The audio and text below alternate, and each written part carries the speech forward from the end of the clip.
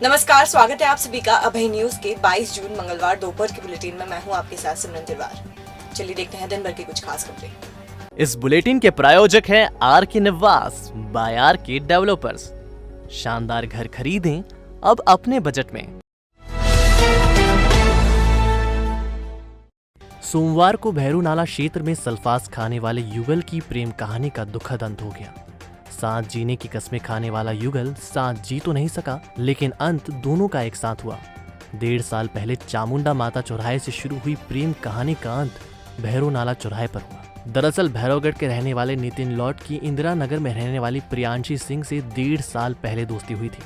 नितिन चामुंडा माता चौराहे पर सुलभ कॉम्प्लेक्स पर काम करता था। दोनों का प्रेम इतना बड़ा कि दोनों ने एक साथ रहने का फैसला किया, लेकिन प्रियांशी की उम्र इसमें आड़े आ गई। 17 साल की प्रियांशी कुछ दिन पहले ही नितिन के दिल्ली दरवाजा स्थित घर पर रहने चली आई। नितिन के पिता मुकेश प्रियांशी के इस कदम से घबरा गए कि नाबालिग होने से पुलिस उन पर कोई कार्रवाई न कर दे। ऐसे में वह प्रियांशी को चिमनगंज थाने पर छोड़ आए। सोमवार को प्रियांशी फिर से नितिन से मिलने पहुंच गई। नितिन ने उसे समझाने की कोशिश की, लेकिन वह नहीं मानी। प्रियांशी को समझाने के लिए नितिन उसे लेकर भैरू नाला पर रहने वाले अपने दोस्त चेतन के पास पहुंचा। इसी बीच प्रियांशी ने फ्रूटी में सल्फास डालकर पी ली। प्रियांशी की हालत खराब देख नितिन ने भी सल्फास गटक ली। दोनों की हालत बिगड़ती देख चेतन भैरू नाला पर ही रहने वाले नितिन के जीजा के घर भागा, लेकिन उनके नहीं मिलने पर दोनों को लेकर अस्पताल पहुंचा। इसी बीच उसने नितिन के पिता को भी खबर की। निजी अस्पताल में शाम 7:30 बजे सबसे पहले प्रियांशी ने दम तोड़ा और आधी रात के बाद नितिन की जान भी चली गई। मंगलवार को पोस्टमार्टम के बाद दोनों के शव परिजनों को सौंप दिए गए। बात आई है कि दोनों जहर खा रखा था दोनों ने। तो जहर खाने के बाद इनके जीजा का घर है भैरू नाले पे, वहीं बैठा हुआ था मैं। तो वहाँ आए, एकदम रुके मेरे पास में और गाड़ी पे से जैसे उतरे तो लड़की एकदम नीचे गिर गई। ठीक है, मैं घबराया एकदम। मैं जीजा के घर गया एकदम भगता, और जीजा घर पे थे नहीं। ठीक, तो मैंने इनको दोनों को गाड़ी पे बिठाया और डायरेक्ट सिविल अस्पताल में भर्ती करा दिया। उन्होंने पूछा मैंने उनसे क्या हुआ तुम्हारे को, तो उन्होंने लड़की ने बताया, बोले जहर खा लिया हमने। नितिन ने बताया, बोला जहर खा लिया हमने। मतलब एक दूसरे से दोनों प्यार करते थे। छोरी की उम्र कम थी, तो अपन 2 बार मतलब सेंटर कोतवाली पे मतलब ये चिमनगंज थाने पे छोड़ के आ गया लड़की को। 4 बजे तक इंतज़ार करा था पहले अगली चक्कर, तो उसके माँ बाप आए नहीं थे। तो फिर उसके बाद पुलिस ने मतलब उसको पुलिस के सुपुर्द करके, तो उनने मतलब वहाँ पे नाना खेड़ा पे कोई पुलिस सेंटर है, उसमें मतलब उस लड़की को वहाँ पे भेज दिया था। उसके बाद फिर मतलब उसकी मतलब हुआ का कोई छोरा के साथ वापसी मतलब रात को भी आ गई, तो वापसी अपने छोरे के साथ सुबह घूमने लगी। फिर उसके बाद अभी वो मेडिकल कॉलेज में मेरे साथ काम कर रहा था। उसका काम कोरोना काल बंद होने के कारण मतलब उसने मतलब वहाँ से उसको छुट्टी हो गई। तो हम दोनों मतलब काम करते थे, उधर से आए न मतलब मिले इनसे, तो मतलब कि कहाँ जा रहा है, तेरी मम्मी आई थी बेटा रात को, तो कि मैंने तेरे पापा की तबीयत ख़राब है, तो कह कि मेरी मम्मी पापा से हुई मेरी बात नहीं, मैंने बोल दिया है कि मैं घर नहीं आऊँगी। नितिन से पूछा कि कहाँ जा रहे बेटा, खाना खाया कि नहीं, तो बोलने लगा कि मतलब खा लिया मैंने। तो कहाँ जा रहे, कहाँ तक घूमने जा रही हो, तो मैंने जल्दी आना बेटा। तो थोड़ी देर बाद सिविल में तो फ़ोन आता है कि मतलब सिविल में आ जाओ, तुम्हारे छोरे ने जहर खा लिया। अभी प्राथमिक जांच में तो ये पता चला है कि लड़की 1-1.5 साल से उस लड़के को जानती थी, और 3-4 महीने पहले भी घर वालों को भी इस बात के बारे में जानकारी मिली थी, और हो सकता है इनका कोई प्रेम प्रसंग हो जिस कारण इन्हें जहर वहर खाया हो दोनों ने। घर वालों से पूछताछ में तो भी उन्होंने ऐसा कुछ खुल के बताया नहीं है। वही बाकी रीज़न प्राथमिक जांच से तो यही पता लगता है कि उसके एक दूसरे को जानते थे और शायद साथ रहना चाहते थे, इसी कारण उन्होंने जहर खा लिया। इंदौर बड़नगर रोड पर चिंतामण ब्रिज के आगे वाले ब्रिज पर मंगलवार सुबह 11 बजे एक तेज रफ्तार बस ने एक बाइक सवार को रौंद दिया। मौके पर ही बाइक सवार की मौत हो गई है। करोहन के रहने वाले 55 साल के नरेंद्र पिता सौभाग्य सिंह राठौर करोहन की तरफ से बाइक क्रमांक MP13 EY 8254 से जा रहे थे। इसी दौरान यूपी से कानपुर से गुजरात तरफ जा रही सराहा ट्रेवल्स की बस क्रमांक UP 78CT 4499 ने बाइक को टक्कर मार दी। बाइक बस के अगले हिस्से से टकराई और इसमें बस का बम्पर भी टूट गया। हादसे में नरेंद्र दूर फेंका गए और उनकी मौके पर ही मौत हो गई। हादसे के बाद ड्राइवर और क्लीनर बस छोड़कर भाग गए। ऐसे में पैसेंजरों को दूसरी बस से आगे के लिए रवाना किया गया। पुलिस ने बस ड्राइवर के खिलाफ मुकदमा दर्ज किया है। सुबह करीब आज 11 बजे की बात है। चिंतामन ब्रिज के ऊपर एक यूपी की बस आ रही थी सहारा नाम से, बस और मोटरसाइकिल का एक्सीडेंट हुआ है, जिसमें कि मोटरसाइकिल सवार घटनास्थल पर ही एक्सपायर हो गया है। बॉडी हमने CH उज्जैन रवाना कर दी है। गाड़ी अभी खड़ी है, ड्राइवर और कंडक्टर वगैरह स्टाफ जो है वो फरार हो गया, भाग गया है। बाकी अग्रिम कार्रवाई जारी है। हम लोगों ने टोल टैक्स पे एक जगह रुकवाया है। बाकी गाड़ी के जो दूसरी गाड़ी वाले हैं इनके उनमें व्यवस्था करके उनको रवाना किया जाएगा। अभी तो जांच में है, जांच का विषय है। अभी एक्सपर्ट पे तो गाड़ी वाले हम गाड़ी जब्त कर रहे हैं। बड़े वाहन जो है सारा गाड़ी है इसको जब्त कर रहे हैं। संभवतः बड़ी गाड़ी की बस की गलती है। कोरोना वैक्सीन लगाने के मामले में उज्जैन ने मुंबई, दिल्ली और जयपुर जैसे महानगरों को पीछे छोड़ दिया है। सोमवार को उज्जैन में 11 घंटे में 1,06,457 लोगों को वैक्सीन लगाई गई। इस दिन मुंबई में 42,340, दिल्ली में 76,267 और जयपुर में 42,759 लोगों को ही वैक्सीन लगाई गई। ऑल ओवर एक ही दिन में वैक्सीनेशन के मामले में उज्जैन प्रदेश में तीसरे स्थान पर रहा। उज्जैन से आगे इंदौर ने 2,22,813 और भोपाल ने 1,46,830 लोगों को वैक्सीन लगाई। वैक्सीनेशन को लेकर लोगों में इस कदर उत्साह था कि उज्जैन ने घोषित लक्ष्य 75,000 का आंकड़ा दोपहर 3 बजे ही हासिल कर लिया था। टारगेट पूरा होने के बावजूद सेंटरों पर लोगों की भीड़ कम होने का नाम नहीं ले रही थी। ऐसे में इन सेंटरों पर अतिरिक्त वैक्सीन भेजी गई और इसने इतिहास रच दिया। महा टीकाकरण अभियान की सफलता ने बताया कि लोगों में वैक्सीन को लेकर किसी तरह का भ्रम नहीं है। वह वैक्सीन लगवाना चाहते हैं, बशर्ते प्रोसेस आसान हो। महा टीकाकरण अभियान में कोविन ऐप से रजिस्ट्रेशन की शर्त नहीं थी और इसका ही फायदा लोगों ने उठाया। दरअसल प्रशासन ने महा टीकाकरण अभियान की व्यवस्था चुनाव की तरह ही की थी। बस अंतर इतना था कि इस बार वोटर ID कार्ड की जगह आधार कार्ड लेकर जाना था। ये लोगों के लिए बहुत आसान था। उज्जैन प्रेस क्लब ने भी मीडिया और उनके परिवार के लिए वैक्सीनेशन कैंप का आयोजन तरनताल परिसर स्थित प्रेस क्लब भवन में किया। यहाँ बड़ी संख्या में वैक्सीन लगाई गई। वैक्सीनेशन के दौरान सोशल डिस्टेंसिंग का पूरी तरह पालन किया गया। महा टीकाकरण अभियान के तहत कलेक्टर पूरे समय नजर रखे रहे। उन्हेल के पासलोद में बने टीकाकरण केंद्र का दौरा किया, यहाँ मौजूद कर्मचारियों से स्थिति जानी। इसी तरह कलेक्टर खासरोद तहसील के कमठाना सेंटर पर भी पहुंचे। कमठाना में ही लक्ष्य के अनुरूप टीके लगाए जाने पर प्रसन्नता जाहिर की। महानंदा नगर खेल एरेना में दौड़ की प्रैक्टिस करने गए DIG कार्यालय में अटैच आरक्षक वैभव देवड़ा की कुछ लोगों ने पिटाई कर दी। मूलतः आगर में पदस्थ देवड़ा को एरेना में पहली बार इन लोगों ने प्रैक्टिस करते देखा था और इस पर आपत्ति ली थी। इसके चलते विवाद हुआ और अनूप सिसोदिया ने अपने साथियों के साथ मिलकर विकास की पिटाई कर दी। माधवनगर पुलिस ने आरोपियों के खिलाफ मामला दर्ज कर लिया है। कल एरेना ग्राउंड पे जो एथलीट वगैरह प्रैक्टिस करते हैं उसमें एक वैभव देवड़ा है, उसकी रनिंग करने की बात को लेकर एक अनूप सिसोदिया है, उसके द्वारा एवं उसके 2-3 साथियों के द्वारा मारपीट की गई थी। इसमें अनूप सिसोदिया और उसके साथी आरोपीगण के विरुद्ध अपराध पंजीबद्ध किया गया है। ये आरक्षक विकास वैभव देवड़ा है जो आगर में पदस्थ है, लेकिन फिलहाल में DIG कार्यालय पर अटैच है और यहीं पर पदस्थ है। ग्राउंड पे क्या करने जाता है? ग्राउंड पे अपनी सेहत और आगामी SI की फिजिकल की तैयारी के लिए ग्राउंड पे जाता है। तराना बस स्टैंड से लेकर उतारा चौराहा तक चल रहा पाइपलाइन और नाले का काम लोगों के लिए मुसीबत बन गया है। करीब 15 दिन से नगर पालिका ये काम करवा रही है। इसके लिए गड्ढे खोद दिए हैं, लेकिन भराव अभी तक नहीं किया है। लिहाजा लोगों का सड़क से निकलना मुश्किल भरा हो गया है। हाल ये है कि मिट्टी के गुबार के कारण दुकानदारों को परेशानी हो रही है और ग्राहक गुबार की हालत देखकर दुकानों पर जाने से कतरा रहे हैं। दुकानों के बाहर मटेरियल पड़ा होने से ट्रैफिक जाम की स्थिति भी बन रही है। नाले का काम चलने से मलबा खोदकर सड़क पर पटक दिया गया है। रास्ता बंद होने से ग्रामीणों को दूसरे रास्ते का उपयोग करना पड़ रहा है।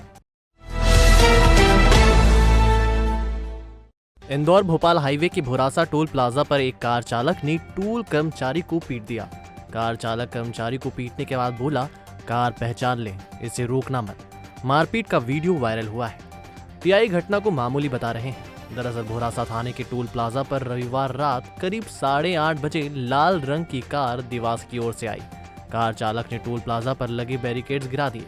टोल प्लाजा पर मौजूद कर्मचारी केसर सिंह ने कार चालक को समझाइश दी तो वह नीचे उतरा और केसर सिंह से मारपीट करने लगा। कार चालक ने कर्मचारी को धमकी दी कि आगे से मेरी कार को रोकना मत, कार को पहचान ले। कार चालक का नाम विजय सिंह राजपूत बताया जा रहा है। यह पूरा घटनाक्रम टोल पर लगे सीसीटीवी कैमरे में कैद हो गया। भोरासा पुलिस ने केसर सिंह की रिपोर्ट पर विजय सिंह के खिलाफ प्रकरण दर्ज कर लिया है। भोरासा टीआई नीता देरवाल ने इस मामले में कुछ भी कहने से इनकार कर दिया है। हालांकि वो बोली मामूली मारपीट का मामला है, कोई अटेम्प्ट टू मर्डर थोड़ी हुआ है।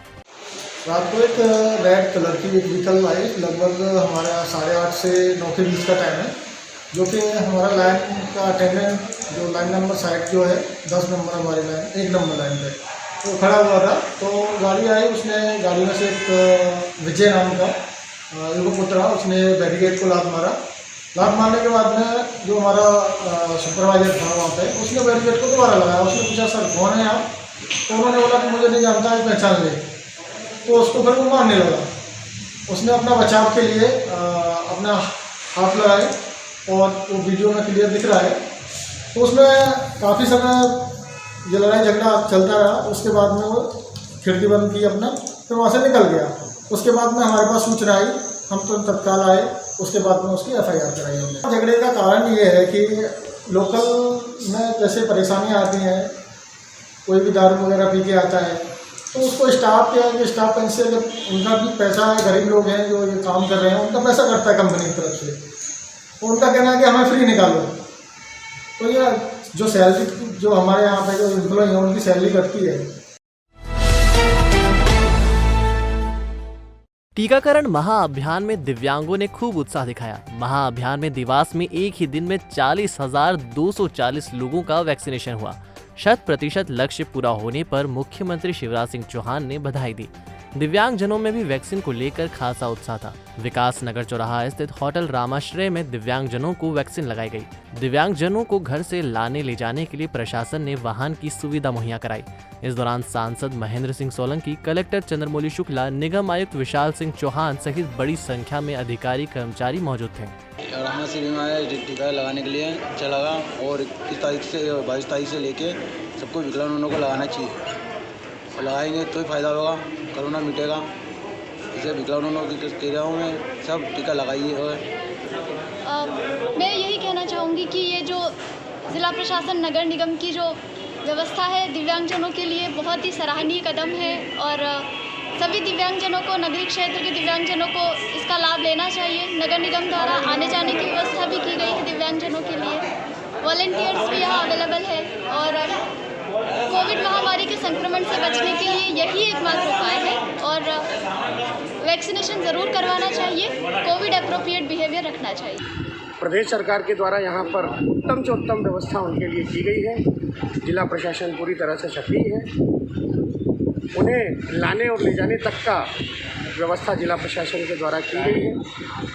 मेरी देवास लोकसभा क्षेत्र के दिव्यांग भाई बहनों से निवेदन है कि वे ज़्यादा से ज़्यादा संख्या में आएँ और नियमानुसार अपना टीकाकरण कराएं।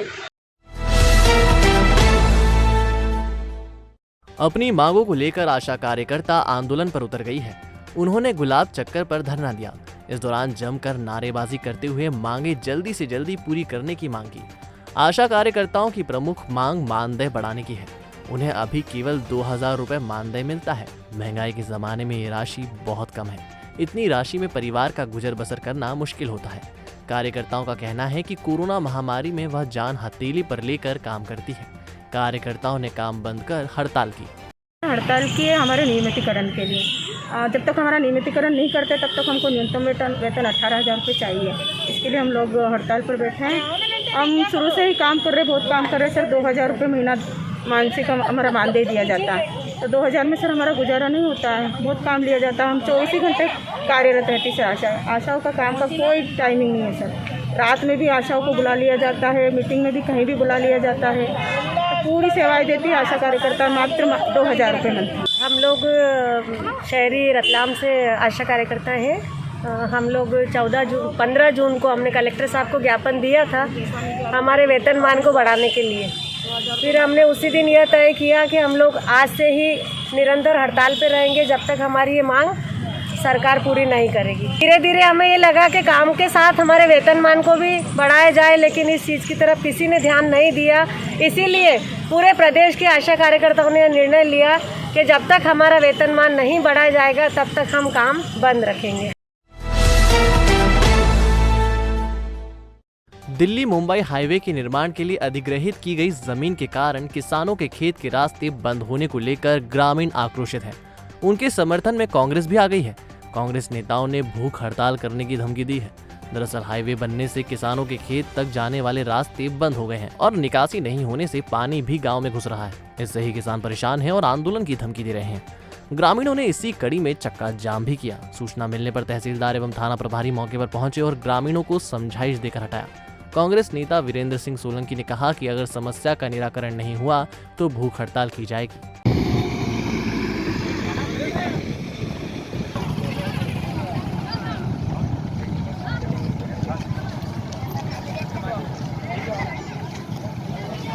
लेन के अधिकारियों पर प्रकरण दर्ज करो, दर्ज करो, दर्ज करो। लेन के अधिकारियों पर प्रकरण दर्ज करो।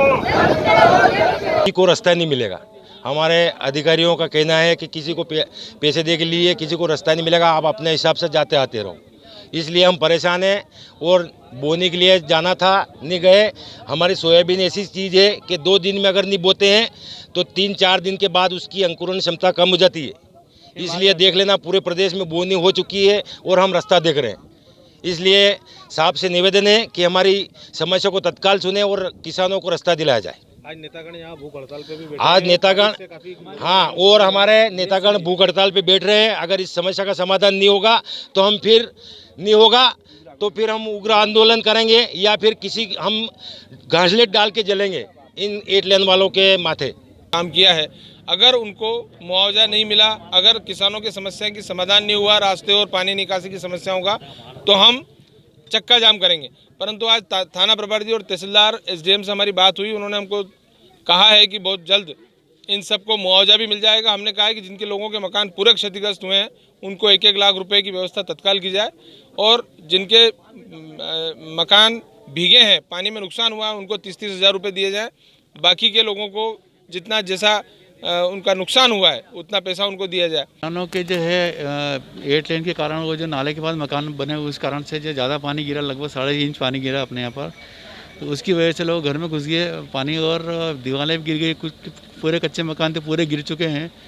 तो तत्कालिक रूप से उनको तो 50-50 किलो अनाज अपनी ओर से उनको दिलवा दिया गया ताकि वो तत्काल उनका राशन की समस्या न हो। और बाकी उनको जो है आर्थिक सहायता मतलब प्रशासन की ओर से ही, राजस्व विभाग की ओर से भी आज प्रकरण बनाए जा रहे हैं और संभवतः शाम तक या कल सुबह तक उनका पूरा भुगतान हो जाएगा। उनके सभी अकाउंट नंबर सबके ले लिए हैं और अभी केस बन रहे हैं। अभी अखिल भारतीय बलाई महासंघ के राष्ट्रीय अध्यक्ष मनोज परमार की माता गौरा देवी परमार का निधन हो गया है। परमार के निवास पर पहुंचकर महासंघ के शहर अध्यक्ष राहुल मालवीय, राजेश नवरंग, धर्मेंद्र नवरंग, अनिल गुर्जर और गोवर्धन मालवीय ने शोक संवेदना व्यक्त की है। तो आपने देखा अभय न्यूज का आज का बुलेटिन। अगर खबरों को लेकर आपके पास कोई फीडबैक है तो हमारे व्हाट्सएप नंबर या फिर कमेंट सेक्शन में जरूर बताइएगा। कल फिर मिलेंगे इसी समय। नमस्कार।